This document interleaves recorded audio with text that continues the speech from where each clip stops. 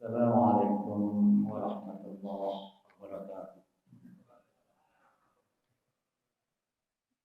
Alhamdulillahilladzi 'allama bil qalam, 'allamal insana ma lam ya'lam.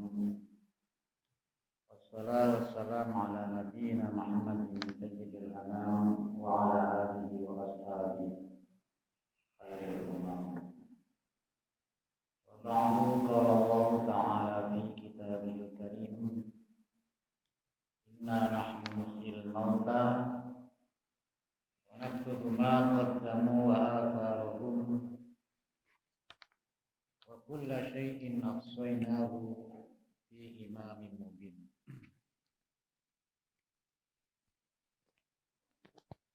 Sesungguhnya kami akan menghidupkan semua orang yang mati.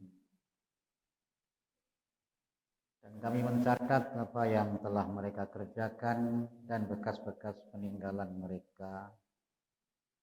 Kami himpun di dalam kitab induk yang nyata. Surah Yasin ayat 12. Bapak, ibu-ibu, jamaah subuh Masjid Al-Muhajirin Kelapa Gading, Jakarta Utara yang dirahmati oleh Allah. Alhamdulillah pagi ini Allah masih memberikan tambahan umur, memberikan kesehatan, memberikan hidayah kepada kita. Kita bisa melangkahkan kaki kita ke masjid yang kita cintai ini untuk melaksanakan tugas utama kita beribadah kepada Allah. Kita lanjutkan dengan mengkaji ayat-ayat Allah, hadis-hadis Rasulullah Sallallahu Alaihi Wasallam. Mudah-mudahan amalan-amalan ini bisa menyuburkan keimanan kita sehingga kita memiliki keimanan yang kokoh, kuat, mantap, subur, tidak luntur dan tidak futur, sehingga sampai akhir hayat kita tetap dalam keadaan iman dan Islam, sehingga kita bisa menggapai husnul khatimah. Amin ya rabbal alamin.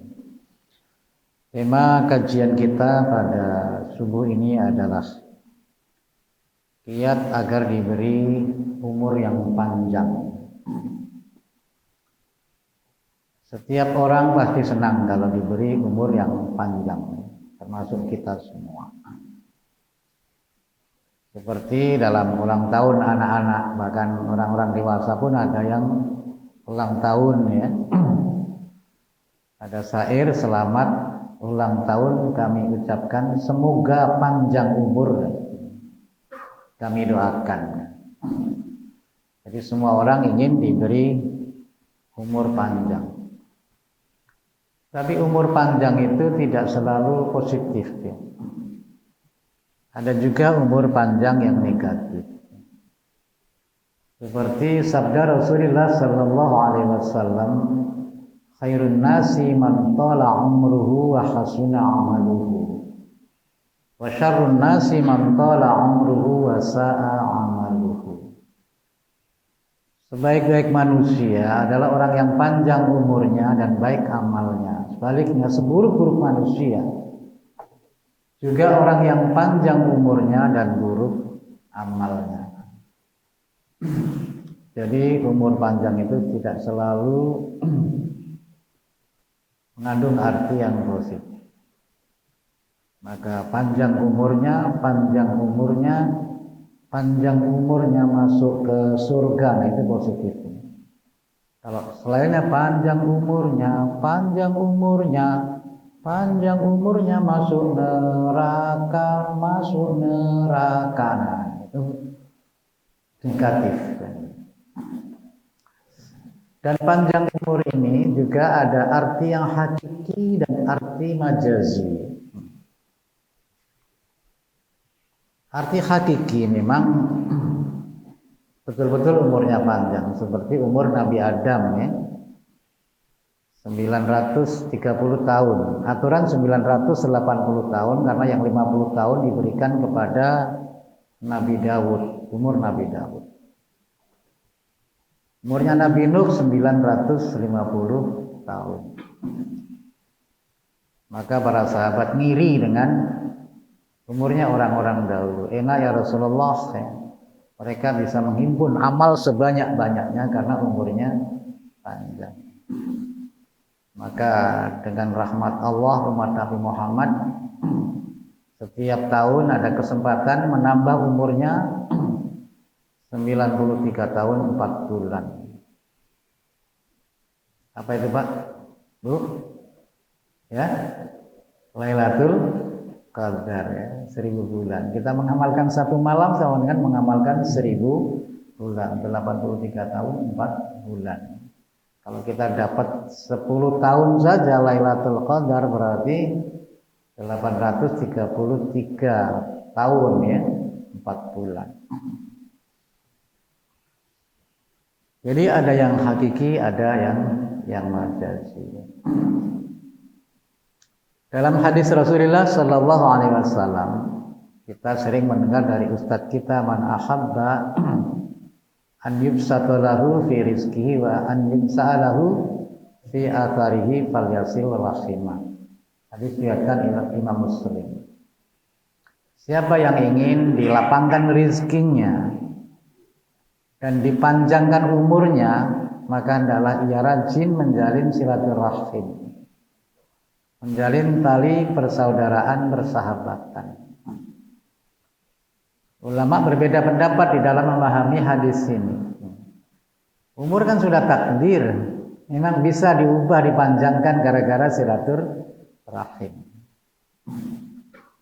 Maka ulama yang berpendapat seperti ini menganggap panjang umur di sini bukan panjang yang hakiki, tapi panjang yang majazi, umurnya berkah. Kebaikannya akan diceritakan terus oleh teman-temannya. Tapi ada juga yang memahami memang ini hakiki.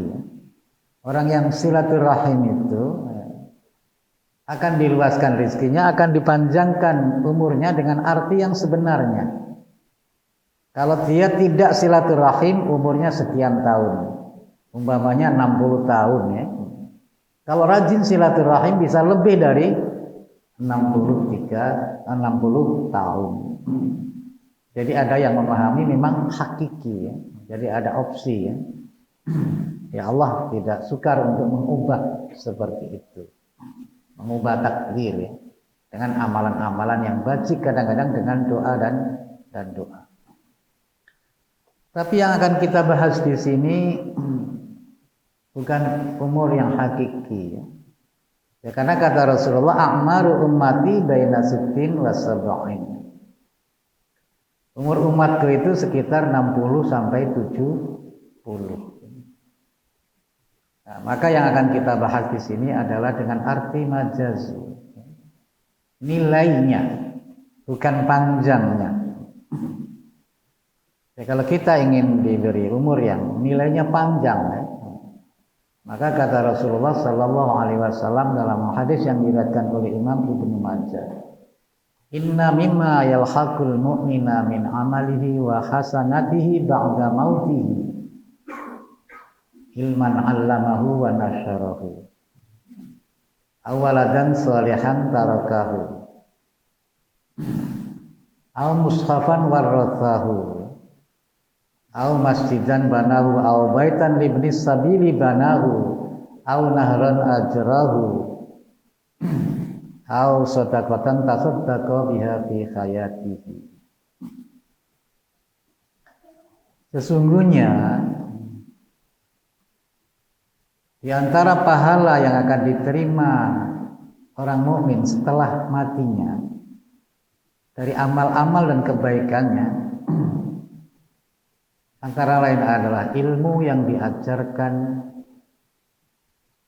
dan disebarkannya, anak soleh yang ditinggalkannya, mushaf yang diwariskannya, masjid yang dibangunnya, rumah singgah untuk ibnu sabil yang dibangunnya, sungai irigasi yang dialirkan airnya, dan sedekah yang diberikan ketika hidup.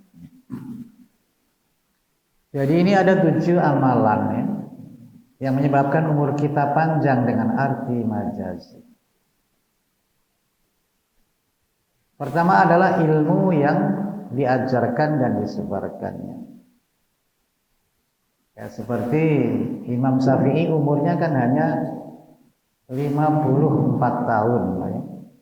Imam Syafi'i lahir tahun 150 ya. Ketika Imam Abu Hanifah meninggal ya. Imam Syafi'i baru lahir. Meninggal tahun 204 Hijriah. Tapi ilmunya dipelajari terus oleh umat setelahnya sampai sekarang, sampai nanti yang akan datang. Jadi 1000 tahun lebih umur Imam Syafi'i jadinya kan. Imam Bukhari umurnya hanya 62 tahun. Tapi ilmunya dipelajari terus, disebut terus namanya. Wa rafa'na'an kadzikrak ya. Namanya disebut terus. Maka ini umur yang panjang. Imam Muslim hanya 53 tahun. Tapi ilmunya dipelajari terus. Begitu juga ulama-ulama yang lain. Imam An-Nawawi hanya 43 tahun ya. 43 tahun. Riyadhus Shalihin itu dipelajari di mana-mana itu ya, di masjid-masjid di seluruh dunia. Masjid-masjid belajar Riyadhus Shalihin yang dihimpun oleh Imam Nawawi. Ini namanya umur panjang, Pak ya, umur panjang. Jadi mengalir terus pahalanya. Maka belajar dan mengajar ini sangat ditekankan oleh Islam. Maka Al-Quran mula-mula turun bukan menyuruh sholat, bukan menyuruh zakat, bukan menyuruh saum. Ya. Ayat mula-mula turun menyuruh belajar, iqra. Sedang sholat 5 waktu itu Rasulullah diperintahkan menjalankan sholat 5 waktu. Usianya berapa tahun, Pak? Pak?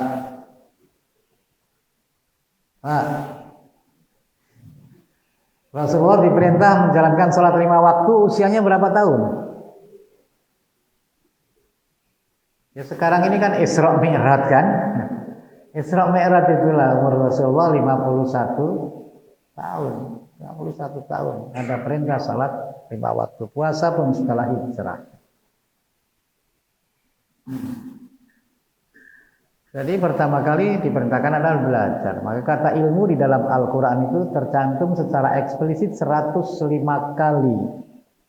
Secara implisit tidak kurang dari 1000 kali. Dan Rasulullah juga diperintahkan supaya berdoa agar diberi tambahan ilmu. Wa qul rabbi zidni ilma. Di dalam surah Thaha ayat 114. Berdoalah Muhammad, ya Allah tambahkanlah ilmu kepadaku. Maka setiap subuh Rasulullah berdoa, Allahumma inni as'aluka ilman nafi'an wa rizqan thayyiban wa amalan mutaqabbalan. Ya Allah, semuanya aku memohon kepadamu ilmu yang bermanfaat, rezeki yang baik dan amal yang diterima. Jadi kita disuruh belajar dan disuruh belajar. Dan Rasulullah memotivasi man salaka tariqan yaltamisu fihi ilman sahalallahu bihi tariqan ilal jannah. Wa mastama'a qaumun fi baitin min buyuti la yatluna kitaballahi wa yatadarasunahu bainahum illa nazalat alaihimus sakinah wa ghasyiyatuhumur rahmah wa hafathumul malaikah wa dzakarahumullahu fi man indah. Siapa menempuh jalan untuk menuntut ilmu, maka Allah akan memudahkan baginya jalan menuju surga. Orang yang berkumpul di rumah Allah di masjid, famastama qaumun fi baitin min buyuti la yatluna kitaballah, mereka baca ayat Allah. Wa yatadarasuna bainahum, direnungkan isinya bersama-sama.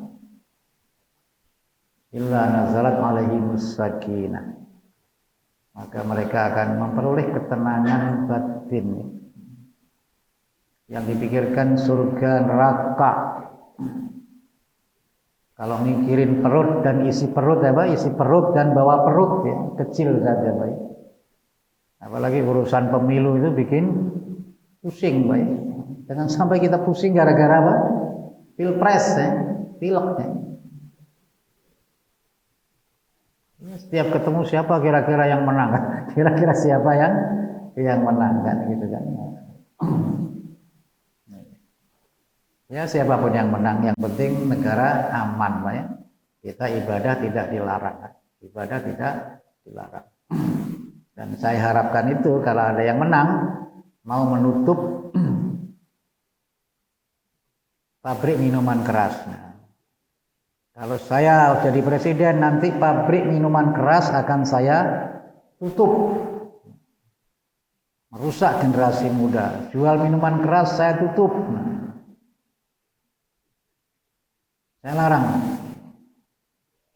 Jual minuman keras di penjara kan itu. Pabrik rokok saya tutup. Merusak masyarakat. Kalau ada calon presiden yang ngomong seperti itu boleh dipilih, Pak ya. Boleh dipilih kan. Syariat Islam akan kita tegakkan, boleh kalau ada calon presiden ngomong seperti itu. Ya sudah. Kita kalau ngaji Al-Quran itu tenang, Pak, pikiran tenang. Dunia ini kecil ya, kecil, Pak. Kadang-kadang bapak kan daripada di rumah diomelin istri, Pak ya, mendingan ngaji kan. Jadi ada yang ngaji gara-gara di rumah diomelin istri, mendingan ke masjid ngaji kan. Jadi tenang, Pak, tenang. Memperoleh ketenangan batin. Sekarang ini banyak orang susah ya, karena banyak cobaan. Kita tenang saja hidup ini, Pak. Kecil, urusan dunia itu kecil. Jangan sampai masalah-masalah yang kecil menjadikan kita gelisah, resah. Ya. Yang besar itu urusan nanti masuk liang kubur itu kan. Yang itu yang kita persiapkan kan. Wa ghasyiyatumur rahmah. Kasih sayang Allah diliputkan kepada kita, dicurahkan kepada kita. Ya, kita selalu berdoa, Rabbighfirli warhamni. Rahmat Allah itu selalu kita harapkan. Kita dengan mengkaji ayat-ayat Allah ini, rahmat dicurahkan kepada kita. Mendengarkan ayat Al-Quran aja diberi rahmat. Wa idza quri'a al-Qur'anu fastami'u lahu wa ansitu la'allakum turhamun. Apalagi mengkaji, mendengarkan saja sudah mendapat rahmat Allah. Wa ghasyiyatumur rahmah wa khafathumul malaikah.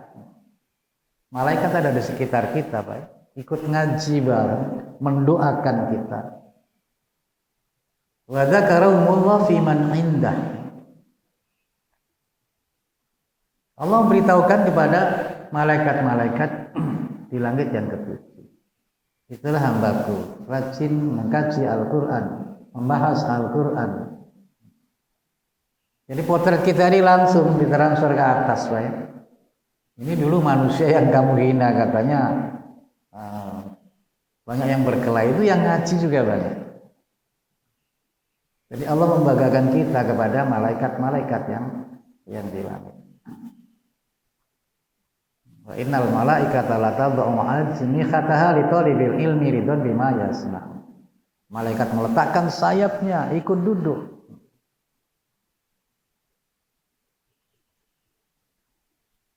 kepada orang-orang yang menuntut ilmu. Ridwan bima yasna, karena senang terhadap apa yang mereka kerjakan. Wa innal alima la yastaghfiru lahu man fis samawati wal ardh. Orang yang berilmu itu didoakan makhluk-makhluk yang di langit dan di bumi. Hatal khitan fil ma'i, sehingga ikan-ikan di laut ikut mendoakan orang yang berilmu, Pak.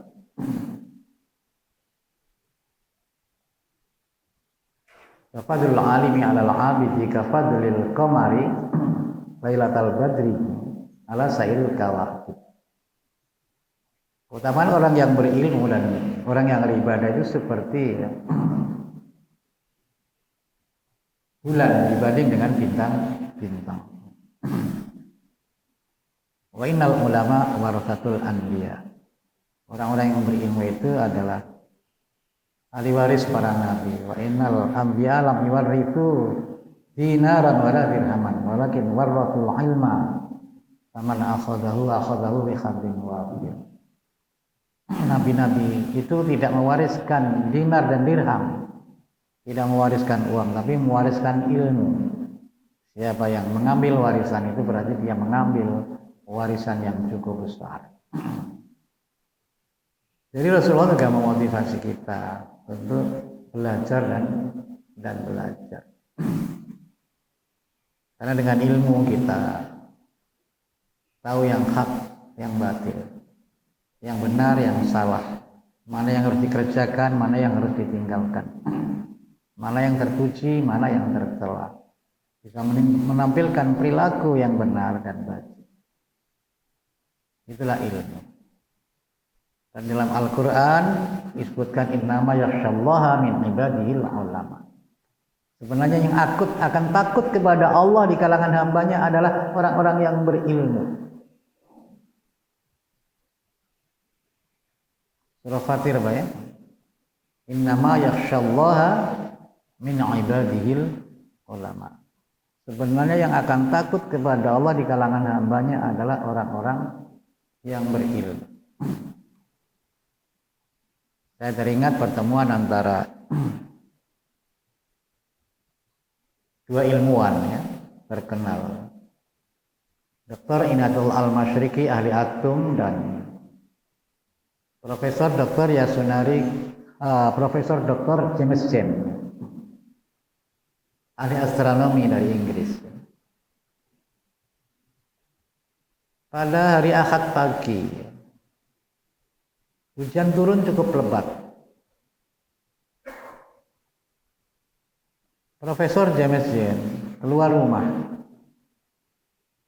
Tangan kanan membawa Bible, tangan kiri membawa payung. Tapi payung tidak dibuka.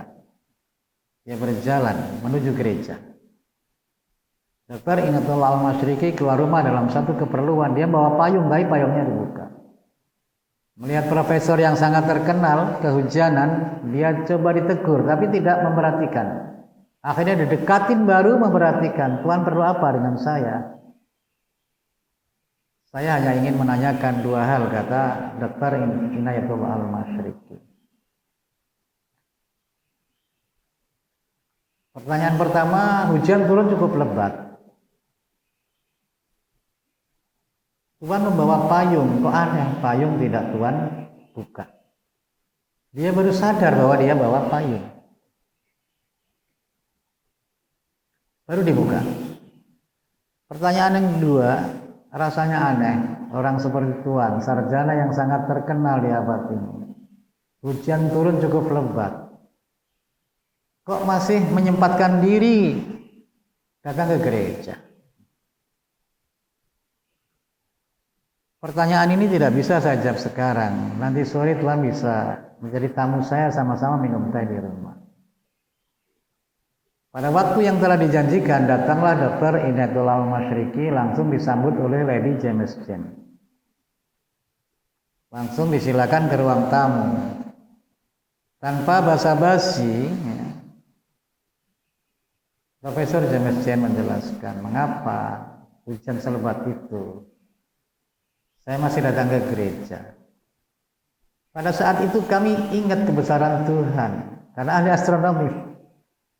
Dia jelaskan besarnya matahari saja 1.297.000 kali besar bumi. Berapa?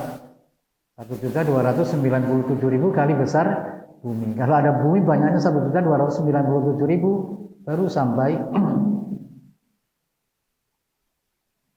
seperti matahari. Bintang-bintang itu ada yang 3 juta kali besar matahari.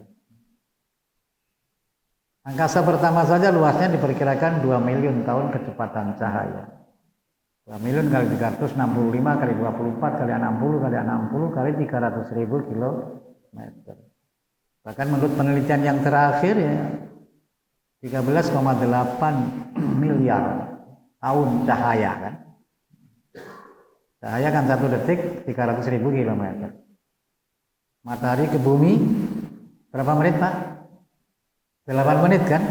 8 menit ya. 144 juta kilometer.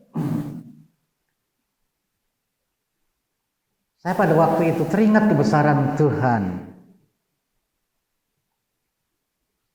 Maka hujan selebat itu tidak menghalang-halangi saya untuk menghadap Tuhan. Kata Profesor James James. respon dari Dr. Inaitullah Al-Maghribi. Alasan Tuhan sangat menarik. Saya teringat di dalam kitab suci kami yang menyatakan sebenarnya yang akan takut kepada Tuhan di kalangan hambanya adalah orang-orang yang berilmu pengetahuan. Langsung Profesor James Chen menanya, apa betul di dalam kitab Tuhan ada kata-kata demikian? Kalau betul tolong catatkan surat apa, ayat berapa. Dan catat pengakuan dari saya bahwa kitab Tuhan itu benar-benar dari Tuhan. Siapa yang memberitahukan Muhammad 15 abad yang lalu padahal pengetahuan seperti ini baru diyakini, baru diketahui 50 tahun yang terakhir. Dan akhirnya Profesor James Chen juga akhirnya masuk Islam setelah meneliti Al-Quran, kebenaran Al-Quran. Maka kita kalau sholat mengucapkan Allahu Akbar itu luar biasa, baik. Allahu Akbar. Kita ingat kebesaran Allah di alam semesta ini kan, menumbuhkan rasa takut kepada Allah. Maka kita tundukkan kepala kita di bumi, di bawah kemaluan kita, mengusir kesombongan kita. Kita ini tidak ada apa-apanya kan, tidak ada apa-apanya. Kekayaan kita sedikit, ilmu kita sedikit. Jangan sombong dengan ilmu, jangan sombong dengan kekayaan, jangan sombong dengan jabatan, ketampanan, kecantikan. Kita harus cakap Allahu Akbar. Kita ingat kebesaran Allah dalam diri kita di alam semesta ini.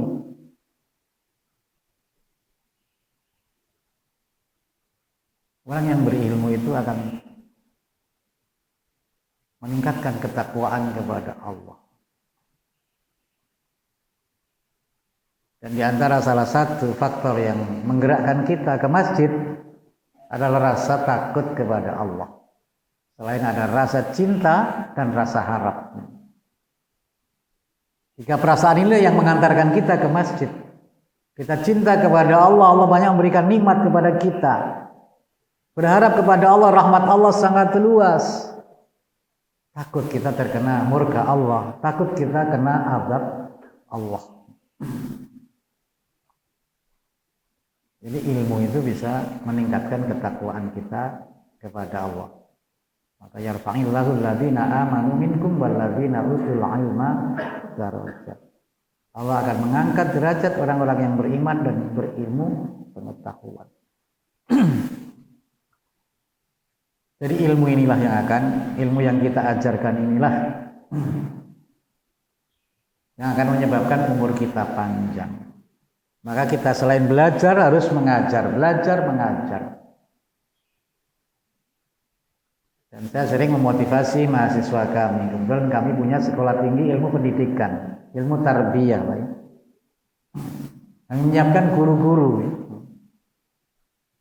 Alumni sudah 100.000 lebih, Pak. Ya biasanya mahasiswa itu kurang minat, Pak. Untuk menjadi guru itu kurang minat, karena guru itu gajinya kecil. Banyak yang tidak minat jadi guru. Maka kami motivasi. Kalau ada teman-teman kamu di fakultas lain bekerja di perusahaan gajinya 50 juta, 100 juta, kamu mengajar gajinya hanya 1 juta, 2 juta, jangan berkecil hati.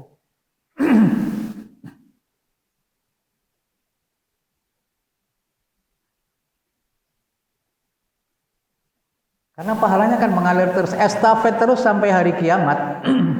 Anak yang kamu ajar, kamu dapat pahala.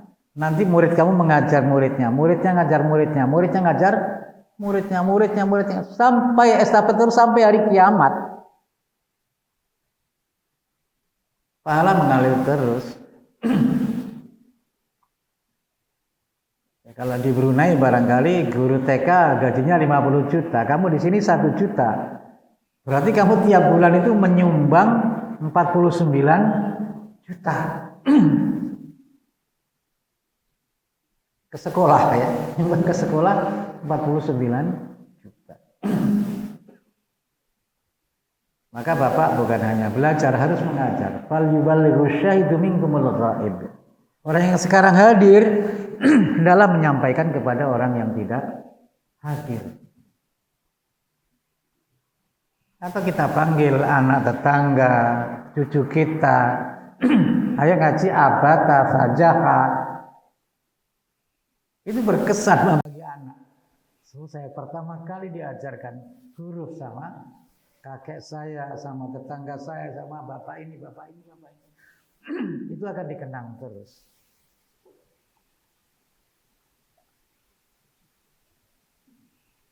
Saya menghargai orang-orang yang mengajar abata daripada dosen-dosen di perguruan tinggi, Pak.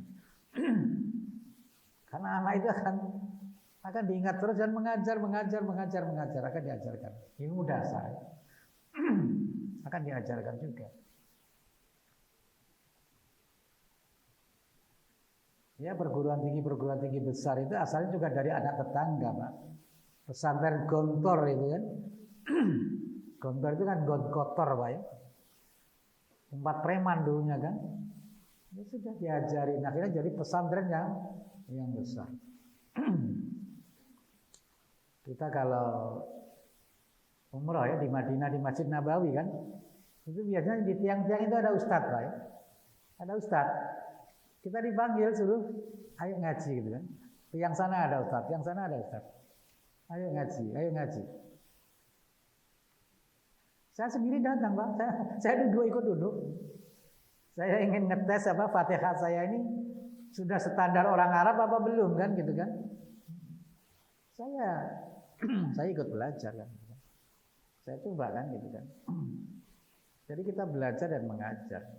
Dan belajar itu tidak pernah tamat ya. Kita jadi siswa yang utuh itu kan waktu di SD, SLTP kan. Di SLTA kan ilmu kita sudah berkurang karena diklasifikasi A1, A2, A3, A4. Masuk perguruan tinggi hanya satu fakultas, hanya satu jurusan, hanya satu prodi. Ini apa artinya? Banyak ilmu yang tidak kita pelajari. Lebih banyak yang kita tidak ketahui daripada yang kita ketahui. Kadang-kadang yang sudah kita ketahui itu lupa juga. Apalagi kalau sudah umur 60, 70. Profesor itu kalau umur 40 sudah profesor itu biasanya cepat linglung, Pak. Kalau nggak linglung bukan profesor, Pak itu. Cepat lupa kan. Kalau sudah umur 70 biasanya sudah kena penyakit PDI kan, bukan? Apa PDI, Pak? Penurunan daya ingat. Kalau ditambah P jadi permanen, Pak. Dulu saya sampaikan kan, maka hindari P3 Pak ya, supaya tidak kena penyakit PDI. Apa P3 Pak? Pengawet, penyedap, pewarna. Hindari ini pengawet, penyedap, pewarna. Ini menyebabkan penyakit PDI. Ini nggak ada hubungan dengan partai Pak, ini nggak ada hubungan. Ini hubungan dengan kesehatan. Jadi kadang-kadang yang sudah kita pelajari pun lupa. Bapak di sini sudah hafal Asmaul Husna semua, Pak ya? Pak, Ustaz, diwajibkan Asmaul Husna hafal semuanya gitu loh. Jadi tes aja kan. Hanya 99, Pak ya. Kalau sehari kita hafal 5 kan sebulan sudah. Iya Ustaz, ya, yang depan dihafalin, dinambah lagi, yang depan hilang lagi kan, hilang lagi. Jadi ilmu kita ini sedikit, Pak. Maka belajar dan belajar terus. Ya.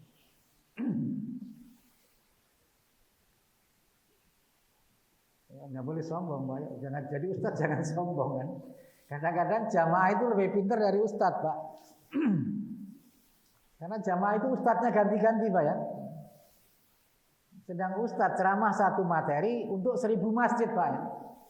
Ikutin aja Ustadz buat nanti di sana ceramah itu lagi. Sana ceramah itu lagi kan gitu kan. Nah. Jadi kadang-kadang jamaah itu lebih pinter dari Ustadz. Kita tidak boleh sombong Pak. Maka kita harus belajar terus. Ya sudah ini satu Pak ya. Mudah-mudahan Allah memberikan hidayah kepada kita diberikan semangat belajar yang tinggi Pak ya. Ada ungkapan utlubul ilma minal mahdi ilal lahdi ya. Tuntutlah ilmu dari sejak buayan ibu sampai ke liang lahat. Tapi kalau sudah ke liang lahat nggak usah belajar lagi Pak. Biasanya di kuburan ditalkin juga Pak ya. Yang ditalkin kadang-kadang kiai. Kiai nanti kalau ditanya, loh kiai kok diajarin? Kiai diajarin. Kadang-kadang kiai yang meninggal itu ditanyakan, Bapak ini jenazah ini orang baik nggak? Nggak usah ditanya, aduh kiai. Kiai kan begitu kan. Kalau orang tidak baik bagaimana Pak? Ditanya begitu Pak, jawabnya Pak. Saudara-saudara, jenazah ini orang baik nggak gitu? Pak, jawabnya gimana? Tahu ahlak bukan gitu kan? Ya baik Pak, baik. Ya mati baik sudah nggak berbuat maksiat lagi kan gitu kan? Baik sekarang udah nggak berbuat maksiat lagi gitu loh kan? Ya sekarang baik sudah nggak berbuat maksiat lagi. Ya sudah, kita belajar terus Pak ya, belajar dan belajar terus. Maka orang bijak mengatakan, idza fatani yaumun walam astani iyadan walam aktasib ilman kama dzaka min umri. Apabila hari melewati aku sedang aku tidak berbuat jasa dan tidak menambah ilmu, maka apalah artinya umur bagiku. Jadi kita hidup ini harus bermanfaat bagi orang lain. Khairun nas anfa'uhum linnas. Supaya kita bermanfaat, kita harus punya kelebihan. Faqidu syai'i la yu'ti. Orang yang tidak punya apa-apa tidak bisa memberikan apa-apa. Maka Rasulullah mengatakan al-mu'minul qawiyyu khairun wa habbu ilallahi minal mu'minin dha'if. Orang mukmin yang kuat itu lebih baik dan lebih dicintai oleh Allah daripada orang mukmin yang lemah. Kuat imannya, kuat ilmunya, kuat ekonominya, bagus akhlaknya, dan seterusnya. Punya kelebihan-kelebihan yang positif. Sudah sering saya sampaikan di sini, jangan sampai umur kita kalah dengan umurnya pohon pisang. Pohon pisang itu nggak mau mati, Pak, kalau belum berbuah. Kalau belum berbuah kita potong, besok tumbuh lagi Pak. Coba Pak, besok tumbuh lagi. Tapi kalau sudah berbuah kita potong, nggak tumbuh lagi. Jadi harus bermanfaat bagi umat. Kita lahir menangis, orang di sekitar kita bahagia. Jangan sampai nanti kita mati seperti itu lagi. Kita mati nangis ketemu dosa, orang lain berbahagia. Aman kampung ini dia udah mati kan gitu. Ya, karena kita merepotkan orang, merugikan orang. Orang merasa kehilangan dengan kita nanti mati, merasa kehilangan. Kita menemukan pahala kan gitu. Maka tadi hadis selanjutnya awwaladan sholihan tarakahu, atau meninggalkan anak yang sholih. Ini umurnya panjang. Karena kita mendidik anak yang sholih, bukan hanya doanya, amalan anak yang sholih itu pun ada imbas bagi kita. Maka tadi surah Yasin tadi, fanaktubu ma qaddamu wa atharahum, dan bekas-bekas peninggalan mereka. Karena kan bekas didikan kita. Ya, maka kembali lagi kepada pohon pisang tadi. Rela mati setelah memberikan buah dan menyiapkan generasi penerus yang akan memberikan buah kepada umat. Pisang itu langsung Pak, anaknya banyak Pak ya. Anaknya banyak.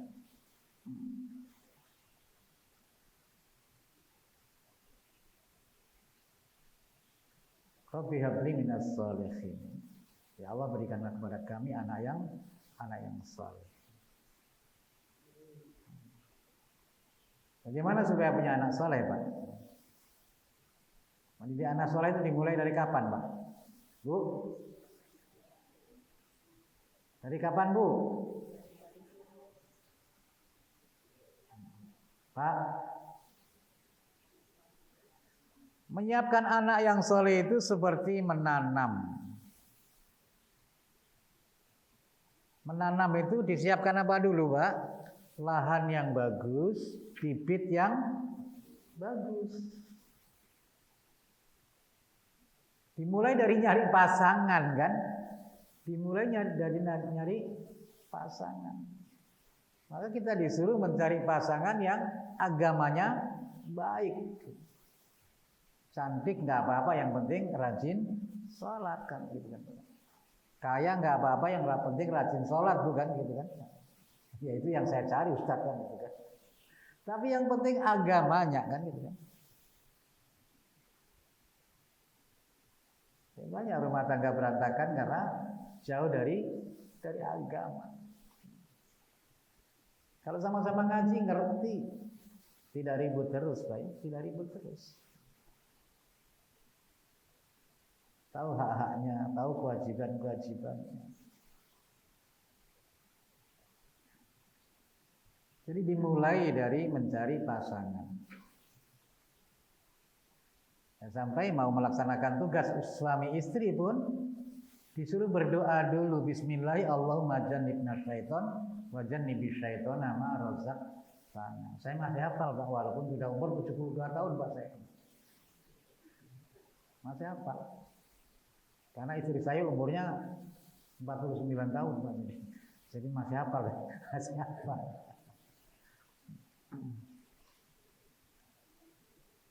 Bayi lahir didoakan, wa'idzuka bi kalimatillahi tamma min syarri ma khalaq. Wa'idzuka bi kalimatillahi tamma min syarri ma khalaq.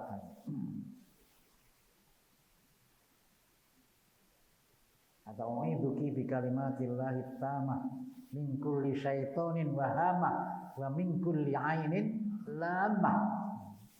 Wa'idzuka bi kalimatillahi tamah min kulli syaitonin wa hama wa min kulli ainin lamah.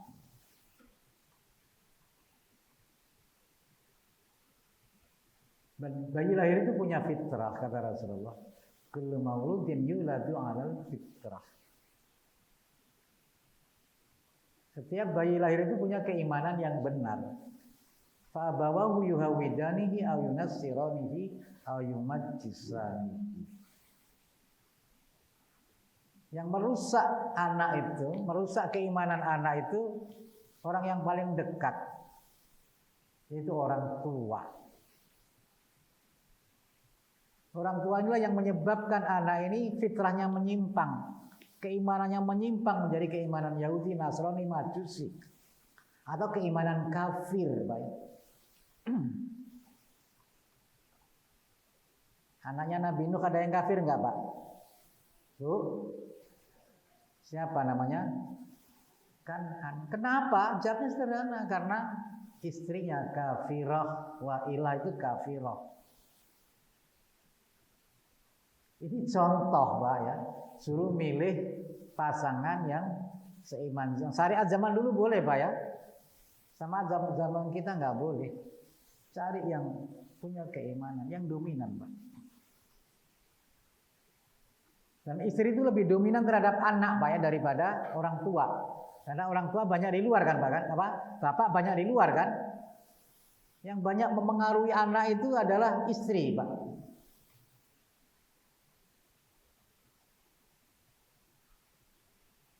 Istri. Dan kalau beda istri, beda anak itu. Seperti anaknya Nabi Yakub itu, kan, Yusuf dengan Yahuda itu beda ibu, Pak, beda ibu. Maka muncul apa? Ya, Nabi Yusuf, kan, yang baik, kan, begitu, kan.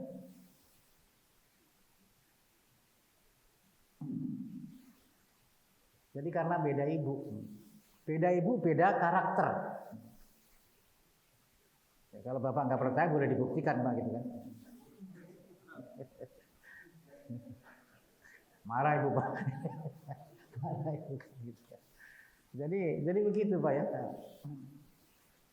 Sangat dominan. Kemudian lingkungan yang kedua adalah lingkungan sekolah Pak ya. Lingkungan sekolah. Ini kadang-kadang bisa merusak keimanan anak kita. Nah, keliru kalau ada orang Islam menyekolahkan anaknya di lembaga yang non-Islam Pak ya. Maka banyak orang-orang Islam menyekolahkan anaknya di lembaga Islam, walaupun mahal Pak ya, walaupun mahal. Kalau negeri kan gratis kan. Ada yang nggak mau menyekolahkan anaknya ke negeri karena negeri itu kadang-kadang gurunya juga non Muslim, gurunya juga non Muslim. Dan guru-guru itu kadang-kadang ikut memengaruhi Pak pikiran anak. Ya dulu kan sudah saya sampaikan di sini pada zaman Orde Lama kan Pak kan. Pada zaman Orde Lama guru-guru mempengaruhi muridnya. Anak-anak ayo angkat tangan, pejamkan mata. Minta permen sama Tuhan, Tuhan minta permen. Buka mata anak-anak, ada permennya tidak? Tidak. Sekarang minta sama bu guru, pejamkan mata, dikasih satu-satu.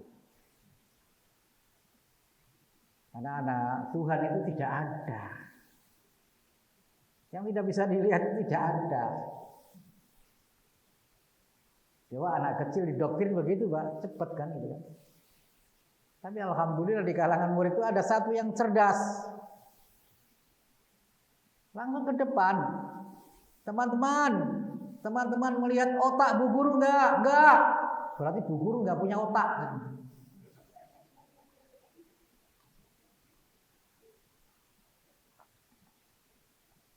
Jadi memengaruhi Pak sekolah itu. Ya, sudah pernah saya sampaikan di sini. Di Indonesia S2 masih menyatakan bahwa agama yang benar hanya agama Islam. Wa man yabtaghi ghairal islami dinan fala yuqbala minhu wa huwa fil akhirati minal khasirin. Siapa memeluk agama selain Islam tidak akan diterima oleh Allah. Tapi setelah pergi ke Amerika, S3 ke Amerika, pulang ke Indonesia, oh semua agama benar, semua agama baik. Yang sudah saya ceritakan sampai alergi dengan mengucapkan kata Allah.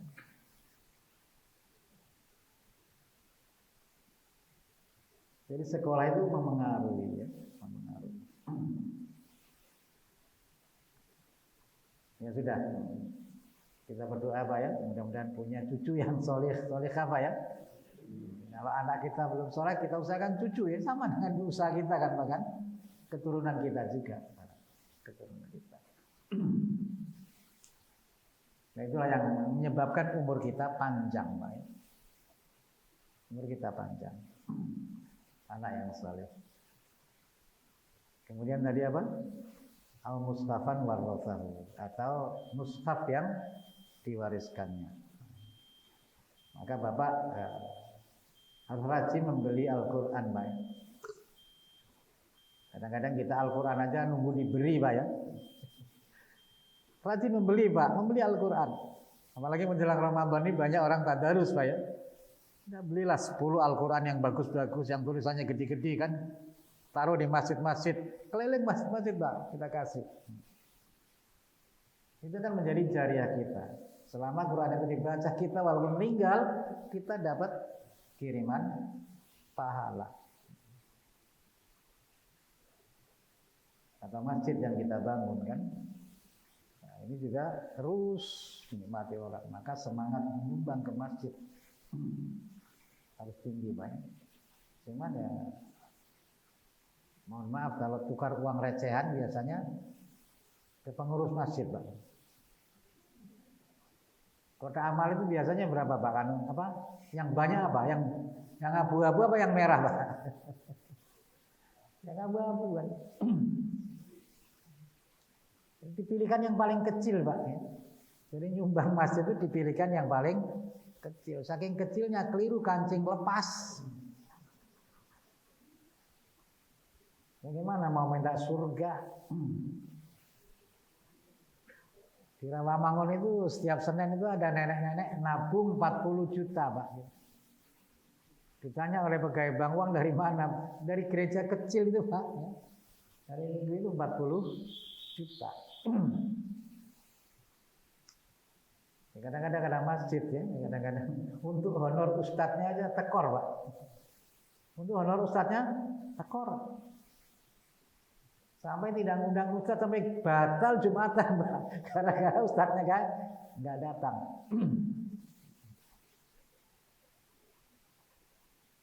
Ya sebenarnya ustadz tidak mengharapkan itu, Pak. Tidak mengharapkan itu. Ya kadang-kadang ustadz kan macam-macam, karena ustadz ada yang memang ekonominya lemah, Pak kan. Kadang-kadang ya naik taksi ke masjid, Pak ya kan.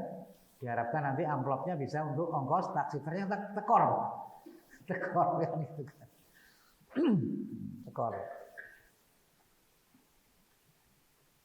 Ya, kami banyak keluhan juga dari pengurus-pengurus masjid. Memang untuk operasional dakwah saja tekor, Pak. Tekor. Ya, kami sendiri kebetulan ketua DKM, Pak ya. Beberapa masjid ya kami harus tekor, Pak ya, tekor. Mengharapkan dari kota amal itu enggak bisa. Belum untuk listrik ya. Untuk lain-lain, untuk merbot dan lain-lain, tekor, Pak, tekor. Ya, semangat untuk memelihara masjid, merawat masjid, membangun masjid. Ya, kami ya, baru saja merenovasi masjid, Pak ya. Merenovasi masjid. Anggarannya 4,3 M, Pak ya. 4,3 M itu saya nggak membayangkan, nggak ada uang renovasi 4,3 M. Ya alhamdulillah sudah 80%, Pak ya. Ramadan sudah selesai, nanti Ramadan ini sudah selesai. Dan rencana sebenarnya pagi ini saya rapat, Pak. Rapat kapan dimulai gitu kan. Tanggal berapa akan dimulai. Tapi saya pamit kan. Pamit, saya ada janji dengan Al-Muhajirin Kelapa Gading. Rapatnya ditunda. Nanti malam ditunda. Ya enggak apa-apa ya, enggak apa-apa. Semua untuk kebaikan. Jadi kita harus punya semangat, Pak ya, untuk merawat masjid ya. Ya, kalau sini disiapkan yang merah, kalau ada loh yang merah kan, yang merah, jangan yang kecil. Ini untuk harta yang akan kita nikmati di alam kubur ya itu. Maka ungkapan harta tidak dibawa ke kuburan itu tidak selalu benar. Yang kita sumbangkan ke masjid inilah yang akan kita bawa ke kuburan, yang akan kita bawa ke akhirat. Atau rumah singgah ya tadi kan, yang dibangunnya, atau irigasi yang dibangunnya. Bangun sumur, bangun jalan, dilewatin orang terus kan. Itu jariah kita. Menanam pohon yang berbuah, dicuri orang nggak apa-apa, dicuri orang nggak apa-apa. Saya menanam pepaya di pinggir jalan kan, kadang-kadang orang lewat ngambil nggak apa-apa, tetap dapat pahala, Pak. Dimakan burung dapat pahala. Jadi ini enaknya orang Islam, Pak. Pahala itu dicuri pahala, Pak ya, dicuri pahala, apalagi disedekahkan. Au sedekatan tusaddiqu biha li hayatihi. Atau sedekah yang diberikan ketika masih hidup. Maka Al-Qur'an memerintahkan wa anfiqu mimma razaqnakum min qabli ayyati ahadakumul mautu fayaqula rabbi laula akhartani ila ajalin qarib fa asaddaqa wa akum minas sholihin. Nanti kalau menjelang ajal menyesal kita, Pak. Ya Allah, tunggu dulu, saya belum sedekah ya Allah. Kasih waktu sebentar. Tidak bisa. Tidak bisa. Fa asaddaqa wa akum wa la yu'akhirallahu nafsan idza jaa ajaluha. Apabila telah datang tidak bisa ditunda sedikit pun. Maka sebelum ajal tiba, kita masih diberi waktu oleh Allah. Dan sedekah itu bukan hanya nanti di akhirat, Pak. Di dunia ini sendiri juga akan kita terima. Sudah pernah saya kisahkan di sini kan, Pak ya? Nah, pernah. Saya ceritakan di sini. Pengemis kecil. Ingat Pak? Pengemis kecil mengemis di komplek elit. Belum. Pengemis kecil mengemis di komplek elit. Itu ada anjingnya, pagarnya ditutup kan. Sampai jam 12 siang nggak ada satupun yang membukakan pintu.